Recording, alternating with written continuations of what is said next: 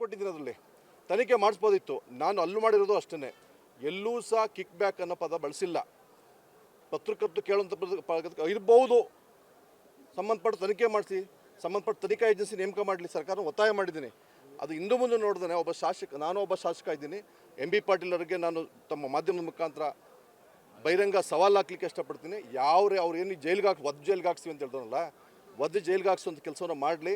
ಇವತ್ತು ನಾನು ಅವರನ್ನು ಹೇಳ್ತೀನಿ, ಹಿಂದೆ ಇದ್ದಂಥ ಸರ್ಕಾರ ಸಂದರ್ಭದಲ್ಲಿ ಇವರು ಸಹ ದಿನಾಂಕ 24/8/2022 ಹಿಂದೆ ಇದ್ದ ಸರ್ಕಾರದ ಬಗ್ಗೆ 40% ಕಮಿಷನ್ ಸರ್ಕಾರ, ಯಾವುದೋ ಒಂದು ಕಾಂಟ್ರಾಕ್ಟ್ ವಿಚಾರಿಸಕ್ಕೆ ಬಿಲ್ ಕೊಟ್ಟಿಲ್ಲ, ಇವರು ಭ್ರಷ್ಟ ಸರ್ಕಾರ, ಅನೇಕ ಪ್ರಕರಣಗಳನ್ನ ಪ್ರಸ್ತಾಪ ಮಾಡಿದ್ದಾರೆ. ತೆಗೆದು ನೋಡಲಿ, ಆರೋಪ ಮಾಡಿದ್ದಾರೆ.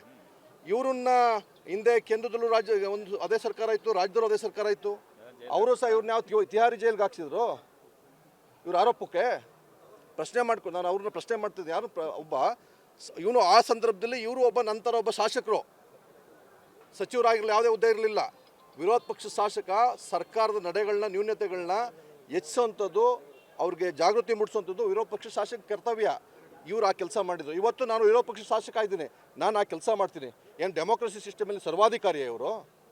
ಸಚಿವರು ಒಂದು ಅಕ್ಷರಕ್ಕೆ ಏನು ಬೇಕಾದ್ರೂ ಮಾತಾಡ್ಬೋದಾ? ನಾನು ಆ ಪದ ಮಾತಾಡಿದ್ರೆ ನಾನು ನಮ್ಮ ಸಣ್ಣ ಪುಟ್ಟ ಕಾರ್ಯಕರ್ತರು ಮಾತಾಡ್ತಾರೆ. ಅವರು ನಾಲ್ಗೆ ಮೇಲೆ, ಅವ್ರ ನಡೆ ಮೇಲೆ, ನುಡಿ ಮೇಲೆ ಎಚ್ಚರಿಕೆಯಿಂದ ಇದ್ದರೆ ಸರಿ. ಇಲ್ಲ ಅಂದರೆ ಅವ್ರು ಏನು ಮಾತಾಡ್ತಾರೆ, ನಾನು ಹೇಳಿ ಕೇಳಿ ಮಂಡ್ಯದ ಹುಡುಗ, ಅವರು ಏನು ಪದ ಬೆಳೆದಿದ್ದಾರೆ ಅದಕ್ಕಿಂತ ಪುನಃ ರಿಪೀಟ್ ಆದರೆ ಅದೇ ಭಾಷೆಯಲ್ಲಿ ಅದಕ್ಕಿಂತ ಒಂದು ಹೆಜ್ಜೆ ಮುಂದೆ ಹೋಗಿ ಮಾತಾಡೋಂಥ ಸಂದರ್ಭ ಸೃಷ್ಟಿಯಾಗ್ಬೋದು. ಅವರು ನಡವಳಿಕೆ ಮೇಲೆ ತಿದ್ಕೊಳ್ಳೋಂಥ ಪ್ರಯತ್ನ ಮಾಡಲಿ. ಕೊಟ್ಟಿದ್ದೀನಿ, ಅದರಲ್ಲಿ ತನಿಖೆ ಮಾಡಿಸ್ಬೋದಿತ್ತು. ನಾನು ಅಲ್ಲೂ ಮಾಡಿರೋದು ಅಷ್ಟೇ, ಎಲ್ಲೂ ಸಹ ಕಿಕ್ ಬ್ಯಾಕ್ ಅನ್ನೋ ಪದ ಬಳಸಿಲ್ಲ. ಪತ್ರಕರ್ತರು ಕೇಳುವಂಥ ಇರ್ಬೋದು, ಸಂಬಂಧಪಟ್ಟ ತನಿಖೆ ಮಾಡಿಸಿ, ಸಂಬಂಧಪಟ್ಟ ತನಿಖಾ ಏಜೆನ್ಸಿ ನೇಮಕ ಮಾಡಲಿ, ಸರ್ಕಾರ ಒತ್ತಾಯ ಮಾಡಿದ್ದೀನಿ. ಅದು ಇಂದು ಮುಂದೆ ನೋಡಿದ್ರೆ ನಾನು ಒಬ್ಬ ಶಾಸಕ ಇದ್ದೀನಿ.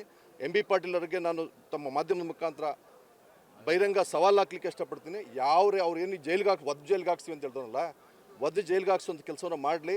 ಇವತ್ತು ನಾನು ಅವರನ್ನು ಹೇಳ್ತೀನಿ, ಹಿಂದೆ ಇದ್ದಂಥ ಸರ್ಕಾರ ಸಂದರ್ಭದಲ್ಲಿ ಇವರು ಸಹ ದಿನಾಂಕ 24/8/2022 ಹಿಂದೆ ಇದ್ದ ಸರ್ಕಾರದ ಬಗ್ಗೆ 40% ಕಮಿಷನ್ ಸರ್ಕಾರ, ಯಾವುದೋ ಒಂದು ಕಾಂಟ್ರಾಕ್ಟ್ ವಿಚಾರಿಸಕ್ಕೆ ಬಿಲ್ ಕೊಟ್ಟಿಲ್ಲ, ಇವರು ಭ್ರಷ್ಟ ಸರ್ಕಾರ, ಅನೇಕ ಪ್ರಕರಣಗಳನ್ನ ಪ್ರಸ್ತಾಪ ಮಾಡಿದ್ದಾರೆ. ತೆಗೆದು ನೋಡಲಿ, ಆರೋಪ ಮಾಡಿದ್ದಾರೆ. ಇವರನ್ನ ಹಿಂದೆ ಕೇಂದ್ರದಲ್ಲೂ ಅದೇ ಸರ್ಕಾರ ಇತ್ತು, ರಾಜ್ಯದಲ್ಲೂ ಅದೇ ಸರ್ಕಾರ ಇತ್ತು. ಅವರು ಸಹ ಇವ್ರನ್ನ ಯಾವ ತಿಹಾರಿ ಜೈಲಿಗೆ ಹಾಕ್ಸಿದ್ರು ಇವ್ರ ಆರೋಪಕ್ಕೆ? ಪ್ರಶ್ನೆ ಮಾಡ್ಕೊಂಡು ನಾನು ಅವ್ರನ್ನ ಪ್ರಶ್ನೆ ಮಾಡ್ತಿದ್ದೆ. ಯಾರು ಇವನು ಆ ಸಂದರ್ಭದಲ್ಲಿ ಇವರು ನಂತರ ಒಬ್ಬ ಶಾಸಕರು, ಸಚಿವರಾಗಿರಲಿ, ಯಾವುದೇ ಹುದ್ದೆ ಇರಲಿಲ್ಲ. ವಿರೋಧ ಪಕ್ಷ ಶಾಸಕ ಸರ್ಕಾರದ ನಡೆಗಳನ್ನ, ನ್ಯೂನತೆಗಳನ್ನ ಹೆಚ್ಚಿಸುವಂಥದ್ದು, ಅವ್ರಿಗೆ ಜಾಗೃತಿ ಮೂಡಿಸುವಂಥದ್ದು ವಿರೋಧ ಪಕ್ಷ ಶಾಸಕ ಕರ್ತವ್ಯ. ಇವ್ರು ಆ ಕೆಲಸ ಮಾಡಿದರು. ಇವತ್ತು ನಾನು ವಿರೋಧ ಪಕ್ಷ ಶಾಸಕ ಇದ್ದೀನಿ, ನಾನು ಆ ಕೆಲಸ ಮಾಡ್ತೀನಿ. ಏನು ಡೆಮೋಕ್ರಸಿ ಸಿಸ್ಟಮಲ್ಲಿ ಸರ್ವಾಧಿಕಾರಿ ಇವರು? ಸಚಿವರು ಒಂದು ಅಕ್ಷರಕ್ಕೆ ಏನು ಬೇಕಾದ್ರೂ ಮಾತಾಡ್ಬೋದಾ? ನಾನು ಆ ಪದ ಮಾತಾಡಿದ್ರೆ ನಾನು ನಮ್ಮ ಸಣ್ಣ ಪುಟ್ಟ ಕಾರ್ಯಕರ್ತರು ಮಾತಾಡ್ತಾರೆ. ಅವರು ನಾಲ್ಗೆ ಮೇಲೆ, ಅವ್ರ ನಡೆ ಮೇಲೆ, ನುಡಿ ಮೇಲೆ ಎಚ್ಚರಿಕೆಯಿಂದ ಇದ್ದರೆ ಸರಿ. ಇಲ್ಲ ಅಂದರೆ ಅವ್ರು ಏನು ಮಾತಾಡ್ತಾರೆ, ನಾನು ಹೇಳಿ ಕೇಳಿ ಮಂಡ್ಯದ ಹುಡುಗ, ಅವರು ಏನು ಪದ ಬೆಳೆದಿದ್ದಾರೆ ಅದಕ್ಕಿಂತ ಪುನಃ ರಿಪೀಟ್ ಆದರೆ ಅದೇ ಭಾಷೆಯಲ್ಲಿ ಅದಕ್ಕಿಂತ ಒಂದು ಹೆಜ್ಜೆ ಮುಂದೆ ಹೋಗಿ ಮಾತಾಡೋಂಥ ಸಂದರ್ಭ ಸೃಷ್ಟಿಯಾಗ್ಬೋದು. ಅವರು ನಡವಳಿಕೆ ಮೇಲೆ ತಿದ್ಕೊಳ್ಳೋಂಥ ಪ್ರಯತ್ನ ಮಾಡಲಿ.